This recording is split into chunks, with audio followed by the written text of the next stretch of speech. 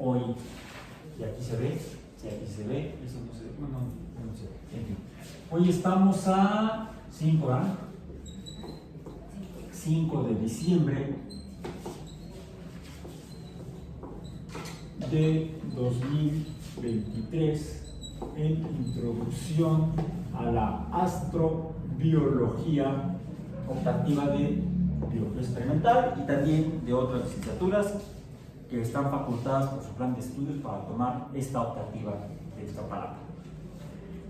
Nada más como dato histórico complementario, este curso de introducción a la astrobiología se ha abierto como optativo de esta naturaleza en la licenciatura en biología experimental, en la licenciatura en biología también de la Universidad de Iztapalapa y en biología molecular de forma humana. Entonces, qué bueno, porque entonces amplía el panorama a alumnos y alumnas, estudiantes de esas 3 licenciaturas de la UAM, pero también contribuye a la formación de cuadros en astrobiología en México, donde por años, quizá décadas, ha estado muy concentrado en solamente una universidad, en la Universidad Nacional Autónoma de México, donde hay los principales grupos de investigación en astrobiología en México. Es muy difícil encontrar astrobiólogos en otras instituciones del país. Y nunca es bueno poner todos los huevos en una sola canasta. Se cae la canasta y buscamos blanquillos. Bien. Entonces, el tema de hoy se deriva del hecho de que, partiendo de la ecuación de Drake, n igual a r subíndice asterisco por f subíndice p por f subíndice, no es f, es n subíndice e por así f subíndice l por f subíndice i, ¿sí voy bien?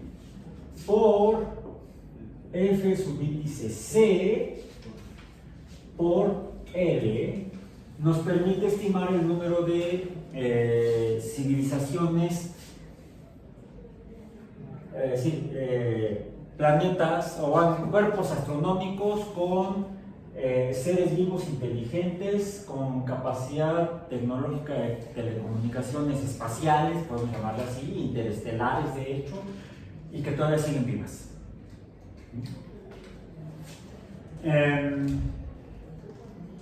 Vimos entonces que con base en esta ecuación, que sea una especie de mapa o guía, pues debemos comenzar por determinar R, que sería la tasa de formación de estrellas, que es lo que conforman a las galaxias. Por lo tanto, N sería aplicable a galaxias en lo individual.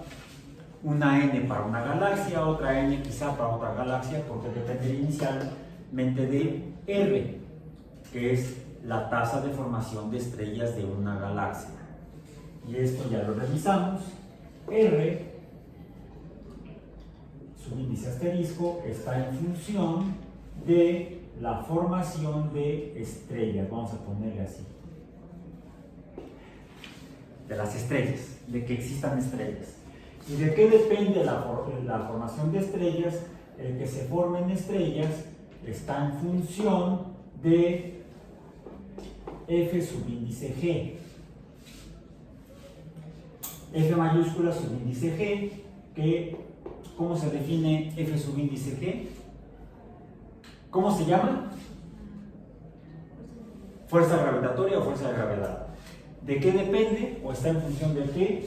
Del producto de la constante gravitacional universal, de la constante gravitatoria universal, por el producto de las masas de polvo y gases que conforman a la galaxia y qué tan cercano está ese material.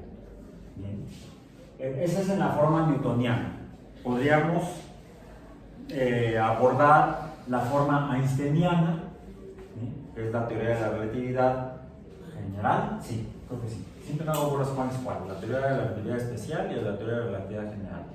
Una describe la equivalencia de la materia y la energía y otra describe la ley de gravedad, en términos de que explica la naturaleza de lo que Newton llamó fuerza gravitatoria. Algunos payasos dicen que es que la fuerza de gravedad no existe, la gravedad no es una fuerza.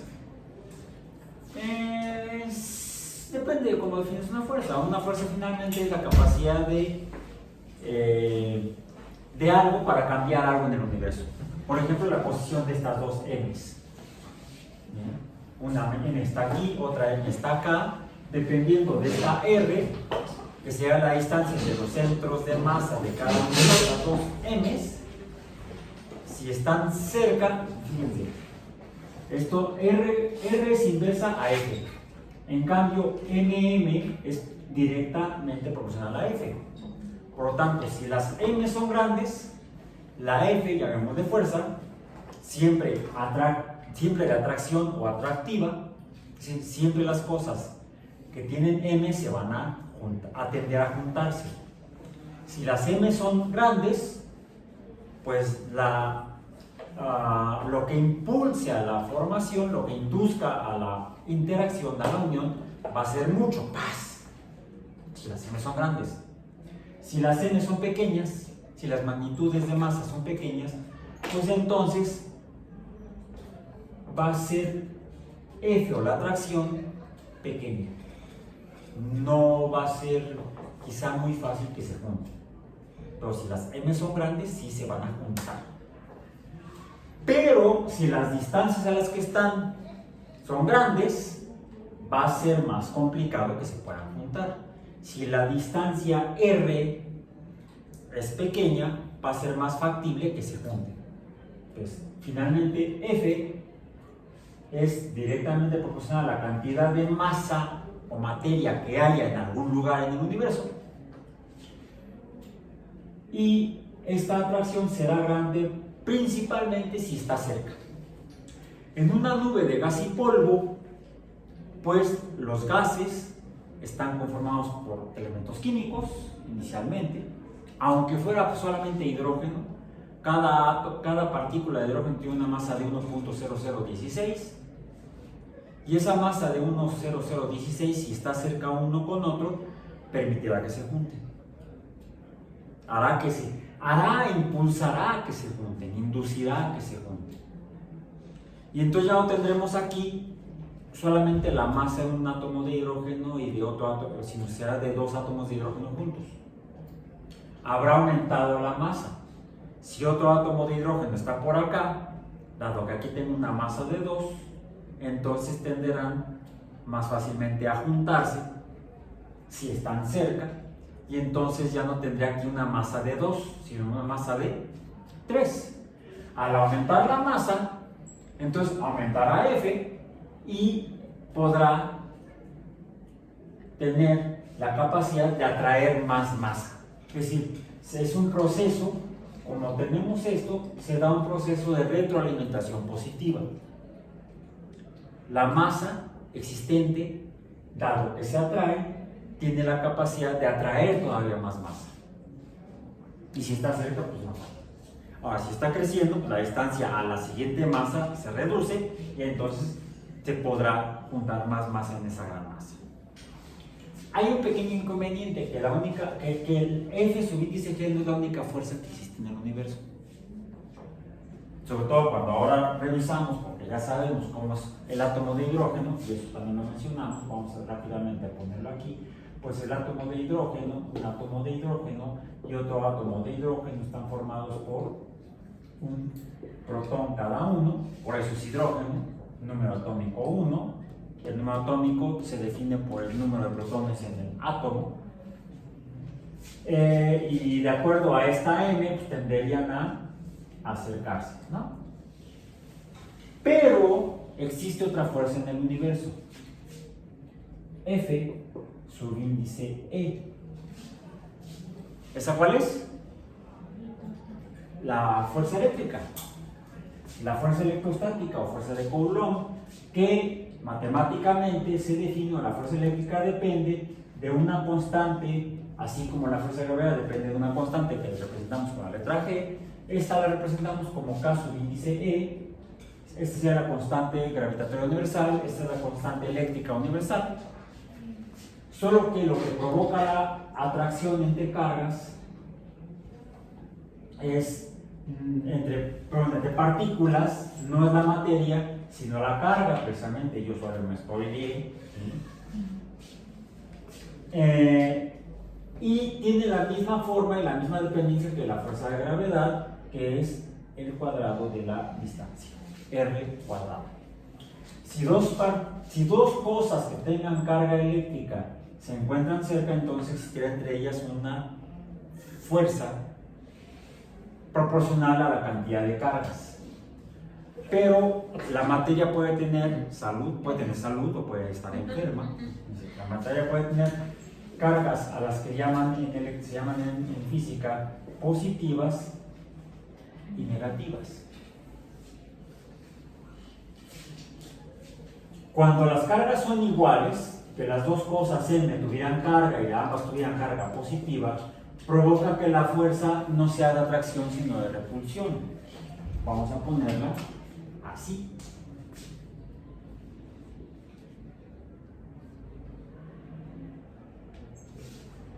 Entonces aquí tendríamos una competencia entre fuerzas, una que tiende a atraer y otra que tiende a separar. Por cierto, a esta escala es más grande la fuerza eléctrica que la fuerza de gravedad, que la fuerza gravitacional. Entonces no debería ser posible que se juntaran estas dos. Pero hay otro componente eléctrico, que es que aquí tenemos a los electrones. Me lo voy a poner así. Voy a ponerlo en rojo sino en negro para poner en rojo la otra. Tendríamos entonces la fuerza eléctrica, la voy a poner aquí abajo para que se represente como la fuerza eléctrica de repulsión, ¿sí? Que sería esta, la de cargas iguales, ¿sí? Positivo, pero tenemos también electrones en los átomos, que de hecho se mantienen juntos los electrones a los núcleos de los átomos por la fuerza eléctrica. Porque cuando las cargas son diferentes, la fuerza es atractiva. Entonces, este núcleo atrae a este electrón y este núcleo atrae a este electrón. Pero también este núcleo puede atraer a este electrón y este puede atraer a este electrón, y esto compensa esta repulsión. Tenemos ya entonces una repulsión y dos atracciones.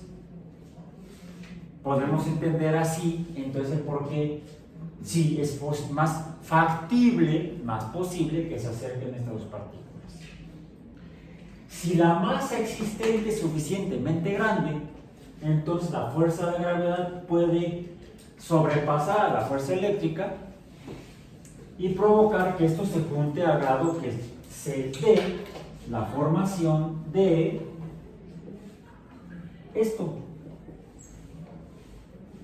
Un núcleo de helio. Además, hay una tercera fuerza, que es la F subíndice N, o fuerza nuclear, que se encuentra aquí en los neutrones. Los neutrones son responsables de la fuerza que mantiene esto pegado una vez que se venció la repulsión electrostática de los núcleos. Primero hay que vencer la fuerza electrostática repulsiva de los núcleos. Ya que esto se mantiene junto, entonces ahora tenemos un átomo de helio, en el que además también tenemos a los dos electrones que aquí vivían. Y en este proceso de pegado o fusión de los dos núcleos de hidrógeno para formar un núcleo de helio, se produce la luz de las estrellas. Entonces es cuando nace una estrella. Y es así como se conforman las estrellas que forman las galaxias. Bueno, ahora, esto es gas, pero también hay, ya vimos, compuestos. Estos son, bueno, esto sería un elemento químico. Puse el helio con la E arriba. No, helio, He. helio. Aquí lo que tengo que poner es el número atómico 2. Supraíndice es el 2. Pero también puede suceder, dijimos, que tengamos un átomo de hidrógeno más otro átomo de hidrógeno y lo que tengamos no sea una reacción de fusión nuclear para obtener un nuevo elemento químico, sino que podemos tener esto. La unión no nuclear, sino química de los dos átomos de hidrógeno para formar una molécula o compuesto de hidrógeno. Y esto, si bien es cierto en el caso del hidrógeno en particular, este es un gas, la formación de estrellas continúa con la unión de más átomos en los núcleos estelares. Vamos a tener aquí otro átomo de helio y esto nos va a dar, voy a poner aquí nada más para aumentar la idea, esto nos va a dar la formación, por ejemplo, decíamos 2 más 2 nos va a dar, ¿qué elemento químico que es el de 4? Número atómico 4, ¿cuál era? El berilio. ¿Sí? Que el berilio, aquí también se va a producir luz, un poco diferente en cuanto al color, porque aquí la energía corresponde a lo que sucede acá. La estrella sigue emitiendo luz, aquí está, y se ha formado un núcleo de berilio con 4 protones y 4 neutrones y sus 4 electrones. Y esto da lugar a que se formen nuevos compuestos químicos que cuando son más grandes ya no son gases, sino que son polvos. Entonces queda en el centro de esta gran cantidad de masa o materia, queda la estrella rodeada con una cantidad de polvo que vimos que se distribuye no necesariamente de manera homogénea alrededor de la estrella, sino que se pueden dar acumulaciones que provoquen que haya materia que se atrae también por fuerza gravitacional, pero también esta materia, finalmente el berilio también tiene sus 4 electrones, ¿sí?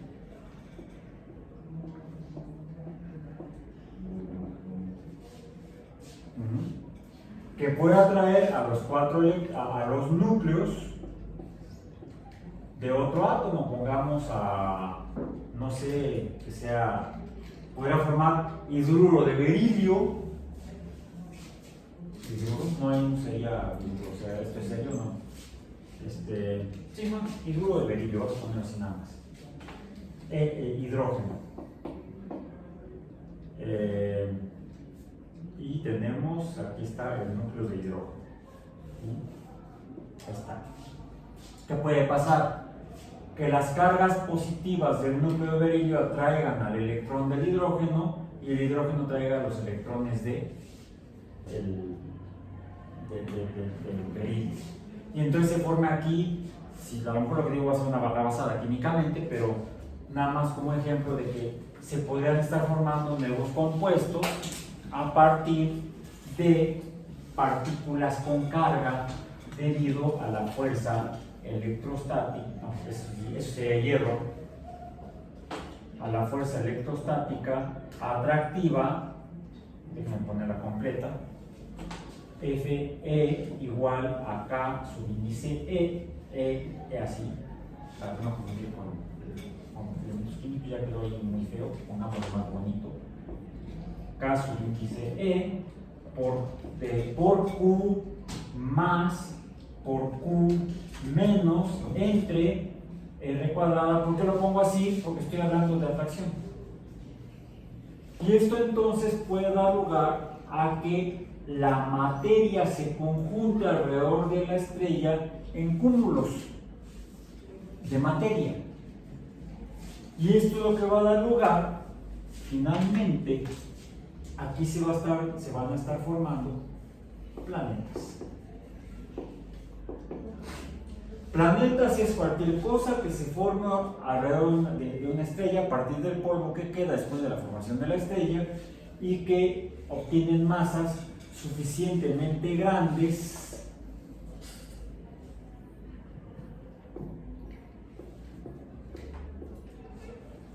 para que tenga forma esférica. ¿Por qué? La forma en la que se distribuyen estas fuerzas, ya sea por la masa o por la electricidad, en un espacio tridimensional, siempre será preferentemente esférica, en X, Y y Z. Y esto lo podemos verificar, por ejemplo, cuando hacemos pompas de jabón. Cuando hacen pompas de jabón, ¿qué forma tienen? ¿Han visto pompas de jabón cuadradas? Sí, sí están pegadas. De repente vemos ahí donde hay varias pompas de jabón, formas diferentes, geométricas muy interesantes, pero las pompas de jabón flotando en el aire solas tienden a ser esféricas. No vamos a ver pompas de jabón cúbicas ni dodecaédricas de manera independiente flotando en el aire. La forma más estable en la que se distribuye la materia por fuerzas atractivas o incluso repulsivas en un espacio tridimensional es la esfera. Y eso es empírico.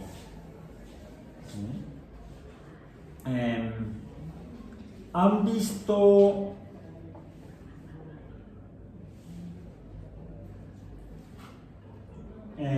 la forma de una flama? ¿Alguien tiene encendedor o cerillo? ¿No? ¿Nadie es piromaníaco aquí? ¿No? Eso puede ser bueno. Aunque es malo cuando queremos ver algún ejemplo. Cuando uno ve una flama aquí en el planeta Tierra, vamos a decir aquí en el planeta Tierra, la flama tiene, aquí tenemos un cerillo, lo prendemos y tiene esta forma, ¿no? Como inversa a una gota. No, nada más tiene una forma de una gota de agua. Pintemos aquí una gota de agua en verde. Una gota de agua que está cayendo sobre la tierra. ¿Qué forma tiene? Forma de gota. ¿Han podido ver? Bueno, ¿dónde vemos estas gotas de agua? ¿Dónde las vemos con esa forma? ¿Seguros? ¿Cómo? ¿Seguros han podido ver la forma de las gotas de agua en la lluvia? Se pueden ver, ¿vale? Solamente constantemente está ahí y se ve cómo se escurre, ¿no? O del grifo, de la llave de agua, cómo cuelga, o del vaso, o de un recipiente, o de una pipeta, de la punta de una bureta, ¿sí? Tiene esta forma. Pero es porque está sujeta, o está su cara sujeta. Está colgando, vamos a decir, de, si esta fuera una pipeta, está colgando de la punta de la pipeta o del gotero. ¿Sí? Si está colgando de la punta del gotero, la gota tiene forma de gota. Pero es porque está unida la gota, el agua de la gota está unida al vidrio, al silicato de sodio del vidrio de la pipeta, por interacción electrostática. Esto se llama, la fuerza que mantiene a la gota pegada, colgando de la pipeta, es debido a una fuerza que se llama tensión superficial. Que esta tensión superficial es la misma que permite que la gota, esto que tenga esta forma, aquí, porque está pegada por, la tensión superficial es una forma de fuerza electrostática, pues producto de fuerza electrostática, que hace que la gota se quede colgando del vidrio. ¿Han visto gotas encima de material o recipientes, platos de plástico? ¿Qué forma tiene? ¿Vale? esferas. Si la ves de perfil, una gota de agua sobre una superficie plástica, de plástico, de un polímero de carbón, la gota de agua va a tener más o menos esta forma. Va a estar aplastada en la base, pero va a estar redondeada en la parte superior. Está aplastada en la base porque está siendo jalada por el centro de la Tierra por gravedad. Pero como se la atraviesa la superficie plana, entonces tiene esta forma. Si le quitas el plástico, entonces la gota va a ser esférica. Si la pones en un recipiente de vidrio, vamos a decir que si esto sea vidrio, si esto es vidrio, lo más probable es que la gota se haga así, como el típico chapo, se aplasta. ¿Por qué? Porque el vidrio, el agua se adhiere al vidrio por tensión superficial, por fuerza electrostática. De hecho, es esta misma tensión o fuerza electrostática de la tensión superficial la que hace que el agua tenga esta forma esferoide, porque se mantienen las gotas de las moléculas de agua se mantienen juntas por interacción electrostática entre ellas. La interacción electrostática en particular es el puente de hidrógeno, que es una unión de moléculas debido a interacción electrostática, a atracción electrostática. El puente de hidrógeno es un tipo. El puente de hidrógeno es una manifestación de fuerzas electrostáticas atractivas entre moléculas de agua u otros compuestos que sean capaces de formar puentes de hidrógeno. Bien. Entonces, ¿2G, perdón? ¿mande? ¿H2G? H. Hasta abajo está. Abajo donde puse. Su índice gas. O sea, esto es hidrógeno. Un átomo de hidrógeno más un átomo de hidrógeno que no se fusionan, sino que nada más comparten electrones, forman una molécula de hidrógeno. Esto es hidrógeno, este es helio. Esto es hidrógeno, esto es hidrógeno. Si solamente se quedan así juntos, ocupando el mismo orbital, los núcleos, los electrones, se forma una molécula de hidrógeno. Si se fusionan los núcleos, se forma un átomo de helio. Esto se da en los núcleos estelares, esto se da en cualquier lugar. Tú consigues un par de átomos de hidrógeno, se acercan y van a formar un gas de hidrógeno, va a estar aquí flotando. Cuando la masa es ya muy grande y se vence la fuerza eléctrica, es cuando se... Si la masa es suficientemente grande, estamos hablando de muy grande, la fuerza de gravedad será suficientemente grande para que entonces se peguen los núcleos atómicos y se formen átomos de helio y entonces se forman estrellas. Tenemos la reacción de fusión nuclear. En el planeta Tierra la hemos hecho, le llamamos bomba de hidrógeno, que fue el segundo tipo de dispositivo explosivo que hicieron los científicos para fines militares.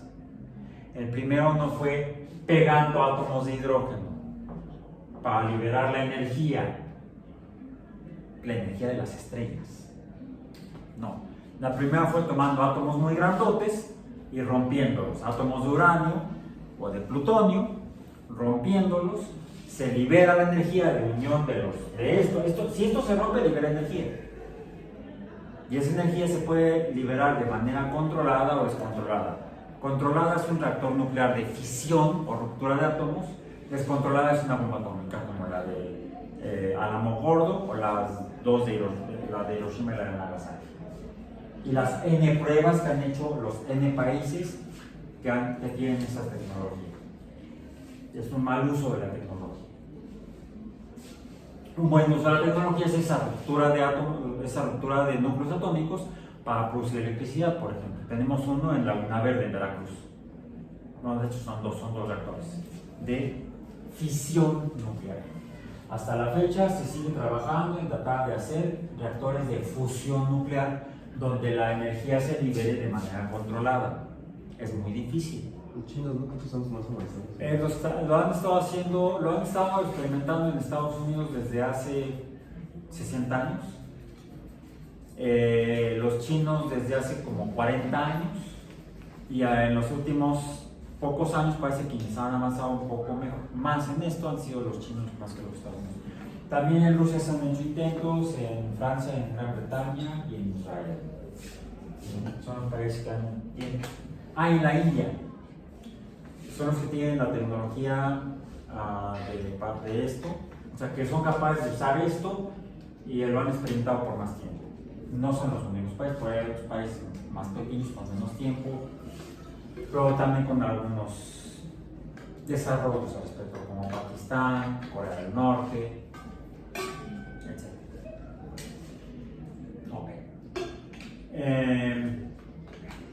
Pero ya pasamos lo de las estrellas, estamos en este subíndice P.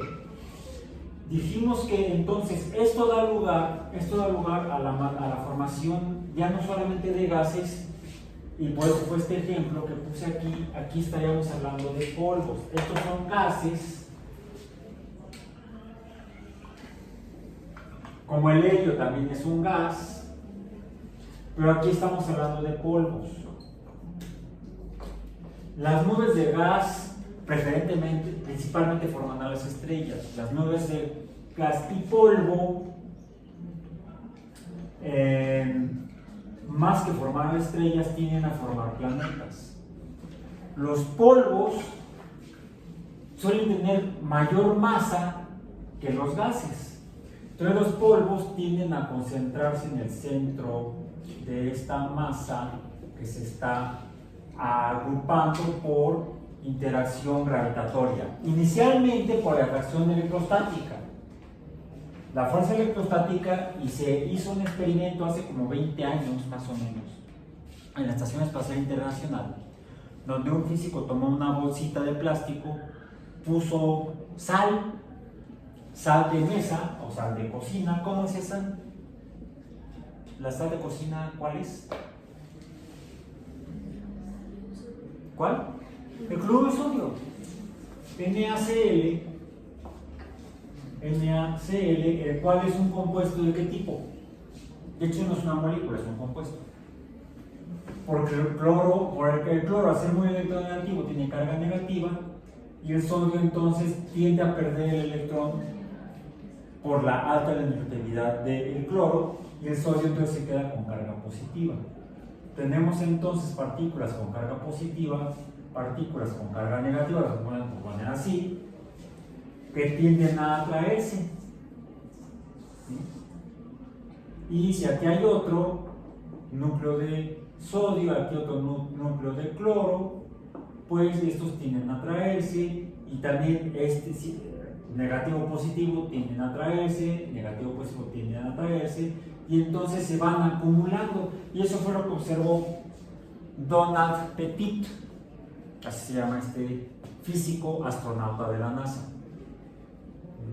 Donald Pettit, un tipo súper curioso, tenía que cumplir con los programas de investigación en la incipiente, naciente, tenía pocos módulos de la Estación Espacial Internacional, la estaban construyendo todavía, pero se tomaba sus ratos libres para ponerse a hacer experimentos de pura curiosidad, por el placer de ser, por la pura curiosidad, y había llevaban los alimentos, llevaban sal para ponerle a la comida, y que no sea comida insípida la que comen allá en la estación espacial.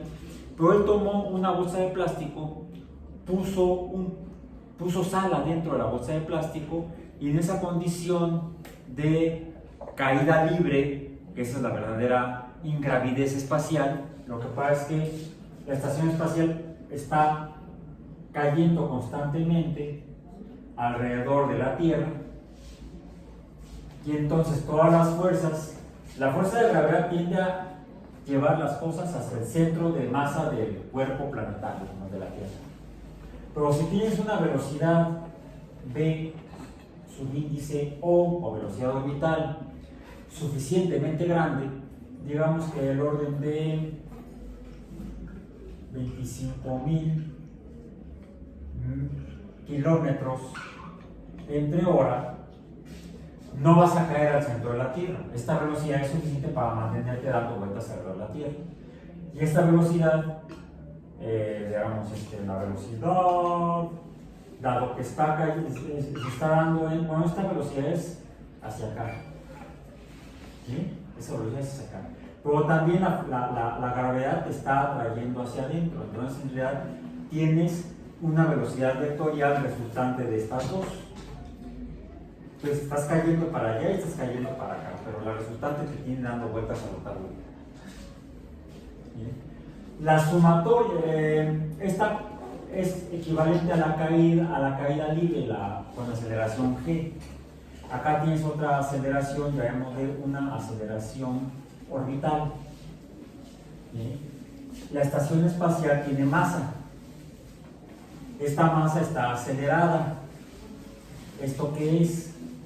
Una fuerza. ¿Sí? Y esto es lo que te mantiene dando vueltas. Que esta fuerza nulifica la fuerza de esta F subíndice G. No confundir esta G minúscula con esta G mayúscula. Este subíndice G es la fuerza de gravedad que te tiende a caer hacia el centro de la Tierra. El hecho es que todas las fuerzas, la sumatoria, a ver qué fue, la sumatoria de todas las fuerzas, la sumatoria de F es igual a 0. Por lo tanto, no se manifiesta la fuerza de caída, que es la que te hace caer con esta aceleración. Entonces, no estás cayendo. O estás cayendo así constantemente, pero en todas direcciones. En otras palabras, no caes ni hacia allá, ni hacia allá, ni hacia allá, ni hacia allá, sino que te quedas.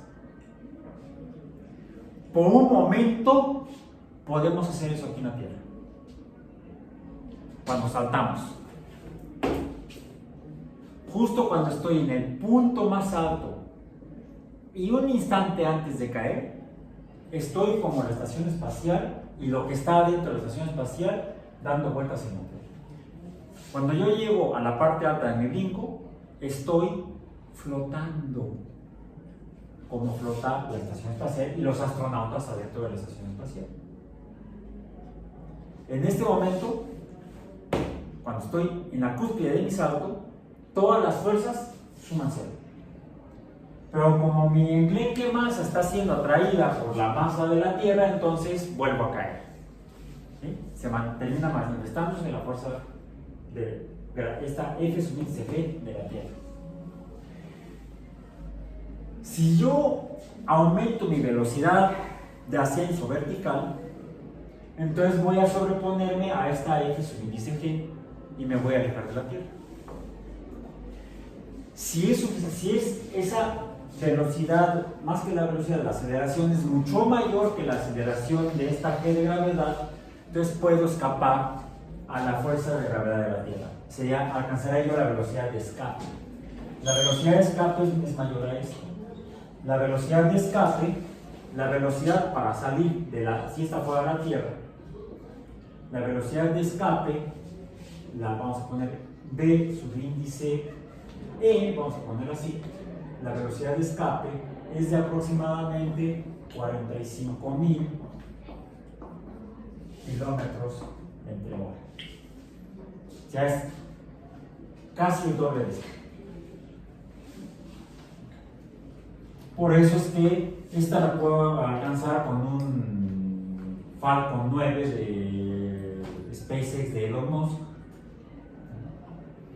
que es con lo que mandan los satélites, los Starlink a orbitar la Tierra, o la ropa limpia a la estación espacial, ¿sí? Y la comida, todo eso, los cohetes de SpaceX, que son cohetes Falcon 9, alcanzan esta velocidad.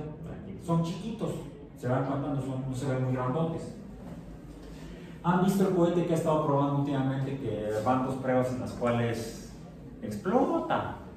Bueno, el primero explotó, se vio como. El segundo no alcanzó y lo hicieron finalmente que cayera. ¿Sí?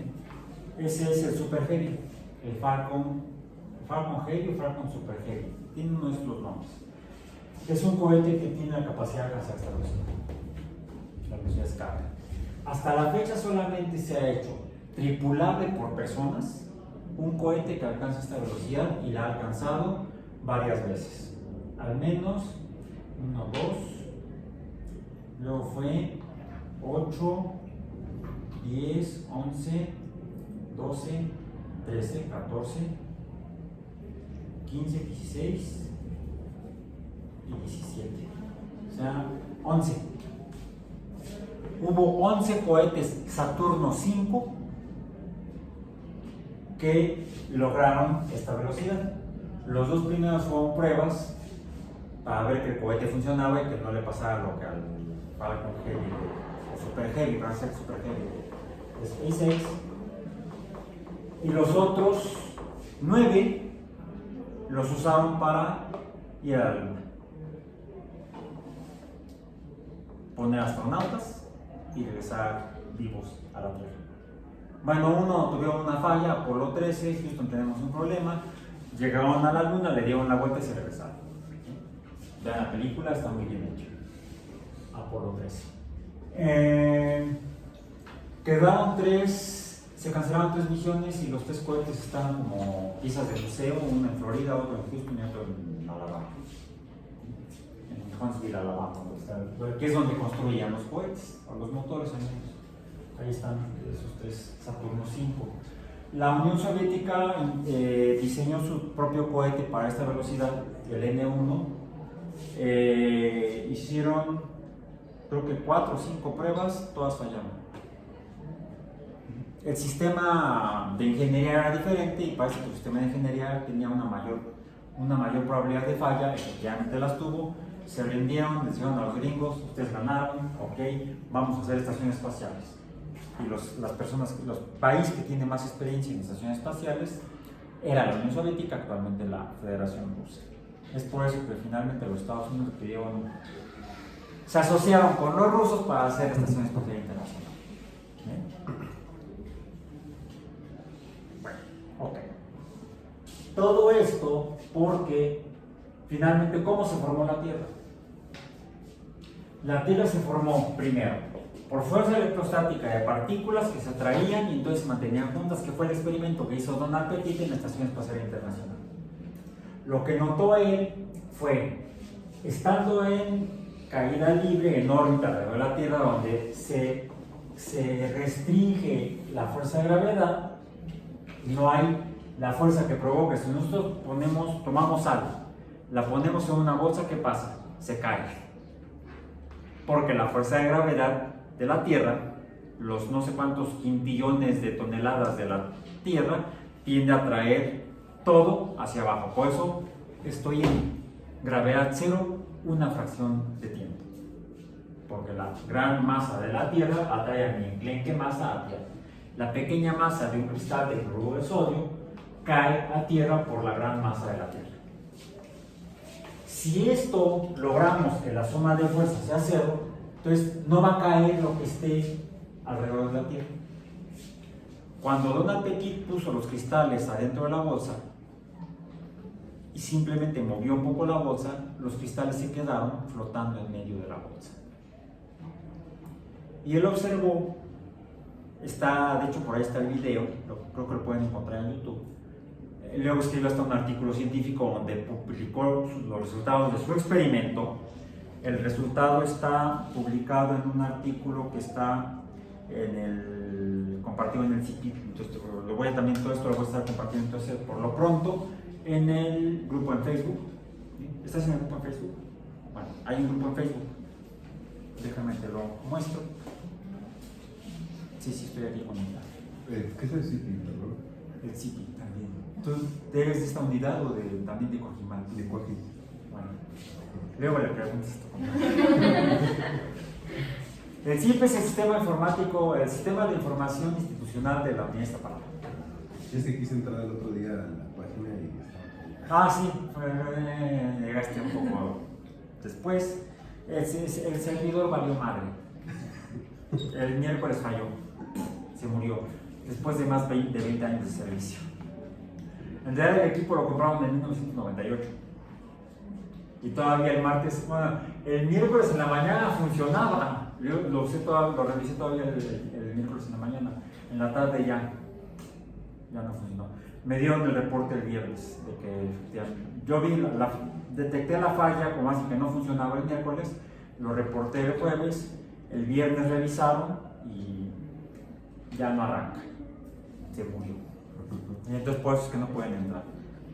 Puse el aviso, creo que en Facebook, hay un grupo en Facebook. En Facebook el grupo se llama Introducción a la Astrobiología. Entonces por lo pronto entren al grupo en Facebook. Déjenme ver si no me entra más fácilmente, si aquí o allá. Porque está, el problema es que mientras más pasa el tiempo, más se satura la red. Voy a quitar el temporal C, voy a entrar con mis datos. Okay. Y el grupo en Facebook es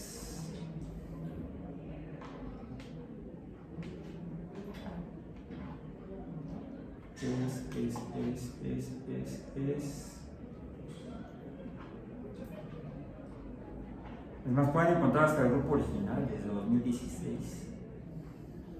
Aquí está. Ahí, vean en pantalla. ¿Sí? Es Introducción a la Astrobiología 23O. Hay 10 personas en el grupo, sí, ahorita. Entonces, por lo pronto, podríamos vernos aquí. Está aquí el tema de hoy, que tiene que ver con los planetas. ¿Sí? Dijimos que los planetas se forman a partir de gases y polvo. Las estrellas principalmente a partir de gases. Pero queda el polvo orbitando alrededor de la estrella. Tiende a agregarse por atracción gravitatoria, el polvo. Pero todavía quedan gases. Los gases tienen masa mayor que los polvos tienen masa mayor que los gases.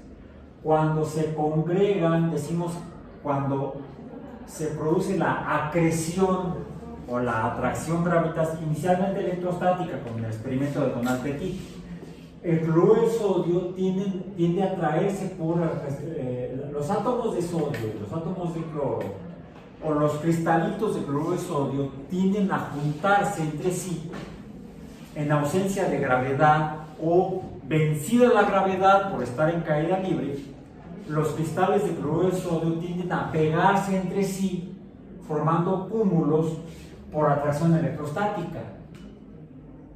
Era una hipótesis que la gente planteaba. Afortunadamente, Donald Petit, un astronauta y físico bastante ocioso, en lugar de ponerse a dormir o contemplar las estrellas durante sus tiempos de descanso en la estación espacial, se puso a hacer experimentos. E hizo este experimento con la bolsita y la sal que le ponen a la comida. Y lo que observó es que los cristales tendían a pegarse. La fuerza electrostática en ausencia de gravedad es suficientemente grande para formar cúmulos de materia sólida, como pueden ser polvos. Y es así como se daría lugar inicialmente de polvos a la formación de, ¿qué decíamos? Planetesimales. Y los planetesimales se agregarían hasta formar protoplanetas.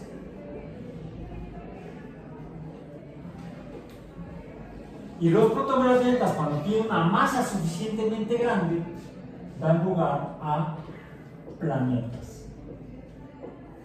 En lo que ya vimos, a partir primero de fuerza electrostática, que es la que hace que esto se junte, la fuerza electrostática F subíndice E de los polvos da lugar ya a la formación de planetesimales donde la fuerza de gravedad es suficientemente grande para seguir atrayendo más materia, más polvo, ya no solamente por fuerza electrostática, sino por fuerza de gravedad. La masa ya es grande. y puede vencer incluso todavía más a esa pequeña repulsión electrostática que se da por la naturaleza eléctrica de las partículas atómicas. Y esto dijimos que es un proceso de retroalimentación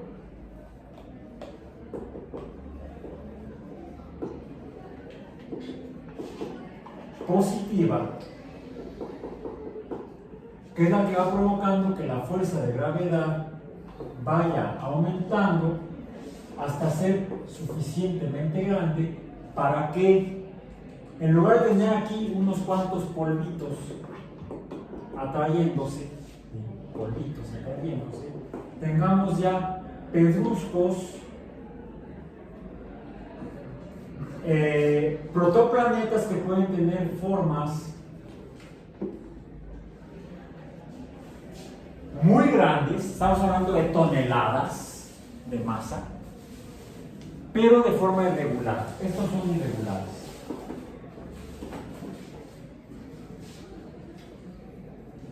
Mientras que, así como la fuerza electrostática le da conformación esférica o esferoide a las pompas de jabón, que tienen muy poca masa. Las pompas de jabón, ¿cómo las hacemos? Con agua y jabón o detergente. Que el jabón y el detergente son compuestos químicos que tienen carga eléctrica.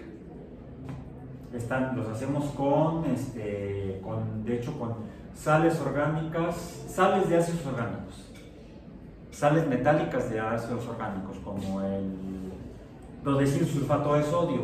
Sodio es un metal formado que se une a el dodecilato, que es la sal del ácido dodecílico. ¿Qué sería el ácido dodecílico? A ver, se conoce como SDS, dodecil, ¿qué dije? Sulfato de sodio. Esto es un detergente. El sodio es Na+. El sulfato es SO3, 2 menos. Y el dodecilo es una cadena de 12 carbonos. Estas cargas electrostáticas son las que atraen a el agua por atracción electrostática. Y entonces el agua se pega por carga electrostática alrededor de las moléculas de dodecilsulfato de sodio. Si fuera una gran masa de agua, se formaría lo que se llaman micelas. Esto vamos a retomar más adelante, es importante el concepto de micela en astrobiología. Pero si a esta mezcla de detergente y agua le metemos aire atmosférico terrestre, el cual es poco eléctrico, más que eléctrico es dieléctrico, aislante, va a tender el aire a pegarse aquí, que la cadena de dodecilo, al ser una cadena de hidrocarburo, es poco polar, y de hecho es hidrofóbica, se aleja del agua, y entonces aquí se junta el aire, y el agua tiende a juntarse por interacción electrostática de tensión superficial, que ya mencioné que son los puentes de hidrógeno. Y entonces el agua tiende a separarse del aire y es como se forma la burbuja, la pompa de jabón. ¿Y qué forma tiene? Una esfera. Porque es la forma más estable en 3 dimensiones espaciales. Bueno, es en el caso del aire con agua alrededor.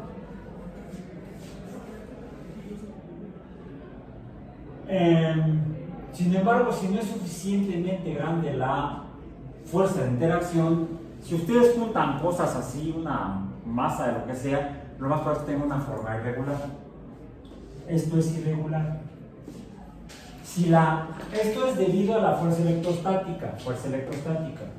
Pero si la fuerza de gravedad aumenta suficiente, tiende a darle forma esférica a la distribución de materia. Porque tiende a distribuirse la fuerza equitativamente en todas direcciones en un sistema tridimensional. Y la definición actual de planeta es esta: es un cuerpo que se encuentra alrededor de una estrella con suficiente masa para que la fuerza de gravedad le dé forma esférica. Si no tiene forma esférica, no será un planeta. Hay otros cuerpos que permanecen orbitando las estrellas ya formadas, en las cuales ya parte de la materia se agregó y formó planetas, y esos cuerpos tienen forma irregular. ¿Han visto fotografías de ellos? Se descubrieron los primeros en el siglo XIX como estrellitas brillando en el espacio interplanetario del sistema solar mediante telescopios. Se veía nada más la luz que reflejaba en el sol.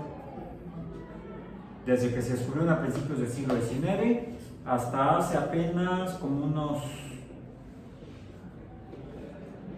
30 años más o menos, finales del siglo pasado, que se enviaron las misiones robóticas exploratorias se encontraron desde el siglo XIX hasta el resto del siglo XX un montón de esas luces girando alrededor del Sol, entre la Tierra y Marte principalmente. Se pensó primero se descubrió uno a principios del siglo XIX. Se pensó, pues una estrellita, un punto de luz que está girando alrededor del Sol, entre Marte y la Tierra, pues debe ser un nuevo planeta. Le llamaron Ceres.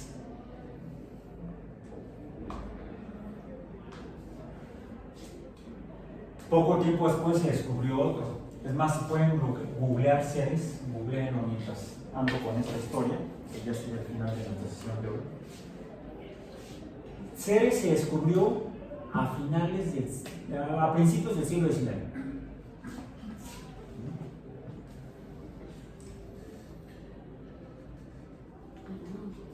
Déjenme ver si puedo googlearlo yo también.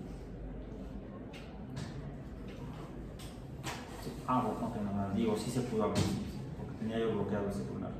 Si yo googleo Ceres con C, me sale Ceres, más información, porque no quiero ver desafortunadamente viene la más reciente. No, la historia. Aquí está. La descubrió Giuseppe Piazzi, astrónomo italiano, aunque todavía no era Italia. Italia nació como nación después de la revolución de Giuseppe Garibaldi, a mediados del siglo XIX. Lo descubrió el 1 de enero de 1801. Es más, iniciando el año y el siglo XIX. Ceres, Giuseppe Piazzi. Luego, busquen Vesta.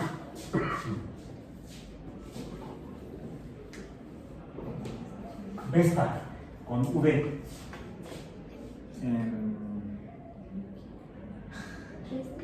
Vesta, así, con V. Vesta. Déjenme ver. El 29 de marzo de 1807. ¿29 de marzo de qué? 1807. Este fue en 1807. Este fue en 1801. ¿Sí? En 1801, cuando Piazzi descubre Ceres, dicen, ¡ay, un nuevo planeta! Ya había descubierto Herschel, por ejemplo, a Urano. ¿Sí? Urano lo descubrió, dijimos, como planeta Urano. Googleenlo para saber el año. Urano fue en 1700, creo que fue a finales del siglo XIX. 1781. 1781. Este fue William Herschel. El planeta número 6 del sistema solar, porque ya había 7, porque ya había 6 planetas junto con la Tierra: era Mercurio, Venus, la Tierra, Marte, Júpiter y Saturno. se descubre, Herschel descubre a Urano más allá de Saturno, en 1781. Luego descubren a Neptuno, ¿en qué año? 1846. Después, fíjense, 1846. Antes habían descubierto a Piazzi en 1801 a Ceres. ¿Y quién descubrió a Vesta? ¿Alguien se fijó en el dato? En 1807. Este fue Herschel. Este fue Piazzi. Vesta, ¿quién lo descubrió? Heinrich Olbers. Olbers. ¿Con B alta o B baja? Con B. ¿Así? Sí. Olbers. Acá con B alta, perdón. Ah, ya, lo arreglé. Sí. Olbers. Neptuno, ¿quién lo descubrió? Creo que fueron varios. Johann. ¿Quién? Johann Gottfried y Urbain Le Verrier. De Perrier. Vamos a ver sobre de Perrier. De Perrier. ¿Sí? Así. Un inglés o teutón, porque él nació en lo que ahora es Alemania. Le Perrier francés, Piazzi italiano, Olbers, quién sabe de dónde. Descubren a Urano, planeta 6. Ceres, planeta 7. Vesta, planeta 8. Neptuno, planeta 9. Ahora, Urano se descubrió más allá de Saturno. Neptuno, más allá de Saturno. Ceres, entre Marte y Júpiter.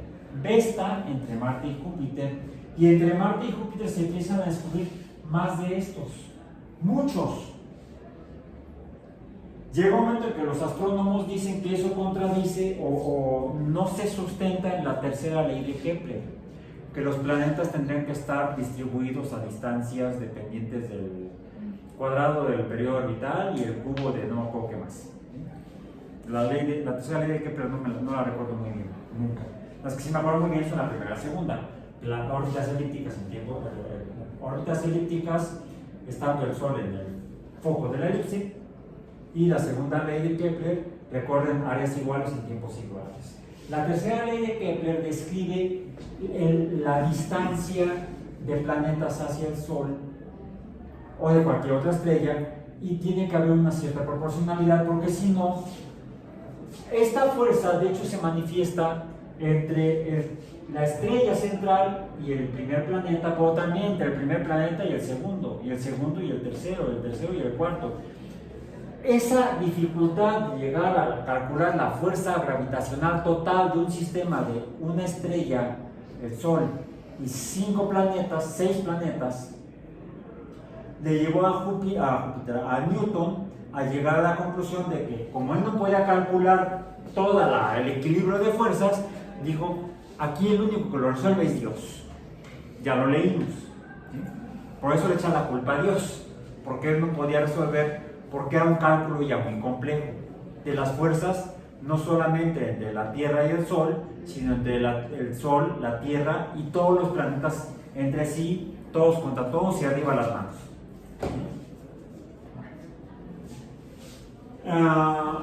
Entonces, cuando empiezan a encontrarse un montón de cuerpos astronómicos girando alrededor del Sol, todos en la misma región orbital entre Marte y Júpiter, dicen: espérate, esto se sale de lo que predice la tercera ley de Kepler. Cuando calculan las masas en función de sus periodos orbitales y por lo tanto la fuerza de atracción con el Sol, restando a los demás planetas, se dan cuenta que las masas de estos planetas son muy pequeñas, mucho menores que la masa de Mercurio que se había calculado como el planeta con menor masa. Entonces, bueno, sus masas son más pequeñas que el planeta más pequeño. No creemos entonces que sean planetas y por eso están todos más o menos juntos, por sus pequeñas masas y la distancia a la que se encuentran con el Sol. Fue por eso que se les dio el nombre genérico de asteroides. pero solamente se veían hasta hace 30 años, un poco más de 30 años, solamente como puntos de luz en telescopios, puntos de luz reflejada del Sol. Finalmente, y ya vieron la fotografía de Ceres, finalmente también se han enviado otras misiones espaciales desde hace poco más de 30 años a el cinturón de asteroides a conocer cómo son los asteroides, a acercarse a ellos y a tomarles fotografías. Y si ustedes googlean, quitemos a Vesta y googleamos asteroides,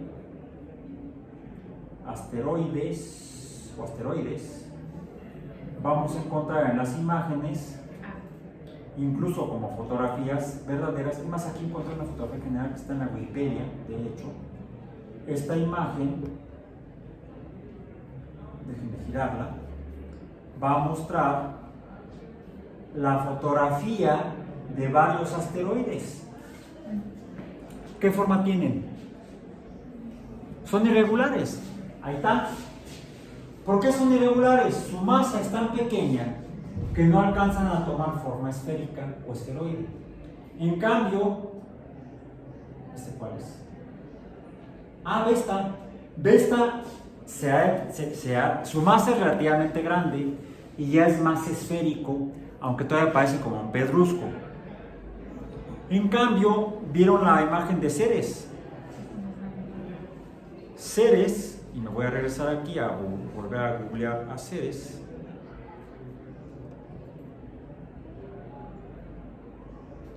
Aquí está la imagen de Ceres. Es perfectamente esférico. Ceres tiene una masa suficientemente grande para tener forma esférica, pero está en una región orbital compartida. Es por eso que la Unión Astronómica Internacional no lo reconoce como planeta, sino como un planeta enano. Es decir, tiene suficiente masa para tener forma esférica, pero no la suficiente para que sea el cuerpo dominante en la trayectoria orbital. En la trayectoria orbital de Mercurio está Mercurio. En la trayectoria orbital de Venus está Venus. En la de la Tierra está la Tierra. En la de Marte está Marte. En la de Júpiter está de Júpiter. Pero Ceres va acompañado por un montón de asteroides. Es por eso que Ceres no es un planeta, sino un planeta enano. Es planeta enano y no asteroide. Los asteroides tienen formas irregulares. Los planetas enanos tienen forma esférica. Por eso son planetas, no son asteroides. Ceres es un planeta enano en la región de los asteroides. Vamos a retomar planetas enanos más adelante y vamos a cerrar el tema de hoy con el siguiente concepto. Bueno, pues el detalle es que la Tierra tiene suficiente masa porque se acumuló suficiente polvo y se formaron rocas. De las rocas pasamos a planetesimales, a protoplanetas y finalmente la Tierra con masa suficiente para incluso sigue atrayendo cosas que caen. Asteroides, por ejemplo, que se pasan cerca de la Tierra pueden incluso llegar todavía a pegarse a la Tierra, pero como se mueven muy rápido, pues en realidad chocan con la Tierra. Les llamamos lluvias de estrellas, o meteoroides, o bólidos. Pero es difícil, salvo aquel en Chicxulub, que colisionen directamente con la Tierra y se incorpore esa masa a la masa de la Tierra, porque así como atraen al polvo que está orbitando alrededor de la estrella, también quedan gases y también atraen esas grandes masas que forman planetas, también atraerán masa gaseosa. No solamente masa de polvo y rocas, sino masa gaseosa. Y esa masa gaseosa se queda aquí, alrededor. ¿Formando qué? La atmósfera. El hecho de que un planeta tenga atmósfera depende entonces de que tenga suficiente masa para que tenga suficiente fuerza gravitacional para que permanezca esos gases que se mueven muy rápido, pero su velocidad no alcanza la velocidad de escape. Se mantienen entonces los gases orbitando alrededor de la superficie sólida del planeta.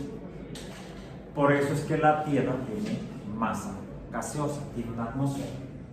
La masa de Venus, ¿cuál es? Tenemos un documento disponible que está, lo tengo yo aquí en otra, ya abierto en otra aplicación. A ver, aquí está, sí. Es en la Planetary Fact Sheet o hoja de datos, hoja de hechos planetarios. El sistema métrico, también está en sistema inglés, usamos sistema métrico, donde nos ponen los datos de masa de los planetas del sistema solar, incluso el de Plutón. Masa de Venus, La masa de Venus es de 4.87 por 10 a la 24 kilogramos. La masa de la Tierra es de 5.97 por 10 a la 24 kilogramos. La masa de Venus es 10 a la 23 kilogramos, es decir, un orden de magnitud menos. Es más pequeño la masa de Mercurio. La masa de Marte es de 10 a la 23. También es 10 veces menos masivo Marte que la Tierra, igual que Mercurio. Mercurio y Marte son más pequeños que la Tierra. Venus y la Tierra tienen masas del mismo orden, 10 a la 24 kilogramos. Júpiter, en cambio, tiene una masa de 10 a la 27, 1000 veces más masivo que la Tierra. Saturno, 10 a la 26, 100 veces más masivo que la Tierra. Por lo tanto, Júpiter y Saturno fueron más capaces de jalar más materia gaseosa alrededor de ellos, tanta que principalmente son gaseosos. Si la masa es muy grande, la fuerza gravitacional de esa masa es capaz de retener materia sólida y materia gaseosa, conformando su cuerpo. Son cuerpos gaseosos. La Tierra es principalmente un cuerpo sólido con una cubierta de gases o atmósfera alrededor de ella. Y Venus también. Su masa de 10 a la 24 le permite mantener gases retenidos sobre su superficie. También tiene atmósfera.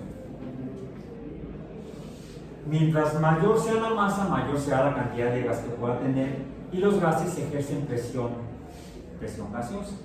Le llamamos aquí presión atmosférica. Mientras mayor sea la masa, mayor sea la cantidad de gas, y entonces mayor será la presión atmosférica. Marte es más pequeño, por lo tanto, su masa no tiene suficiente fuerza y los gases pueden llevar a alcanzar la velocidad de escape.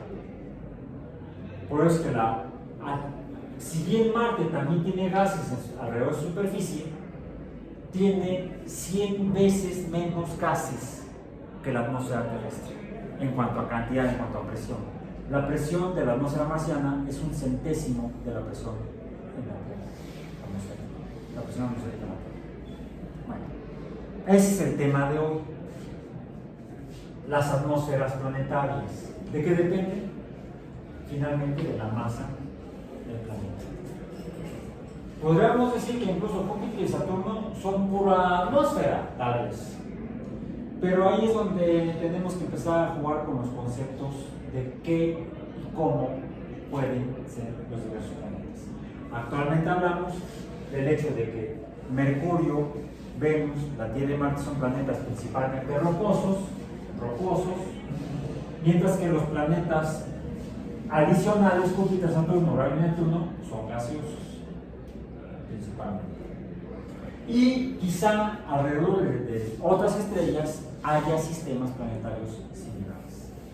Seguiremos revisando este concepto de los diferentes tipos de planetas en las siguientes sesiones, yendo incluso ya más allá de solamente las características físicas. Hasta aquí solamente es física. Hemos hablado de química, pero solamente por las características o la propiedad material de de los átomos y de las moléculas. Tienen masa, lo que nos ha interesado solamente es su masa. Y quizás su carga eléctrica ahora, porque es lo que da lugar finalmente a que se empiecen a formar. Sin fuerza electrostática no se formarían planetas. Sin fuerza gravitacional no se formarían planetas suficientemente grandes para que sean ecológicamente viables para la vida. Mercurio es muy pequeño, tan pequeño como Marte, pero Marte sí tiene al menos una pequeña atmósfera. ¿Por qué Venus no tiene atmósfera? Mercurio, ¿por qué Mercurio no tiene atmósfera? Ya dijimos que Venus tiene atmósfera. ¿Por qué Mercurio no tiene atmósfera? Porque está tan cerca de la estrella del Sol que sería la temperatura que aumentaría la velocidad de los gases que estaban en un principio alrededor de Mercurio, y Mercurio no pudo retenerlos. Alcanzaban la velocidad de escape y Mercurio se quedó ¡ay! Desnudo. Nos vemos el próximo jueves. Por hoy terminamos.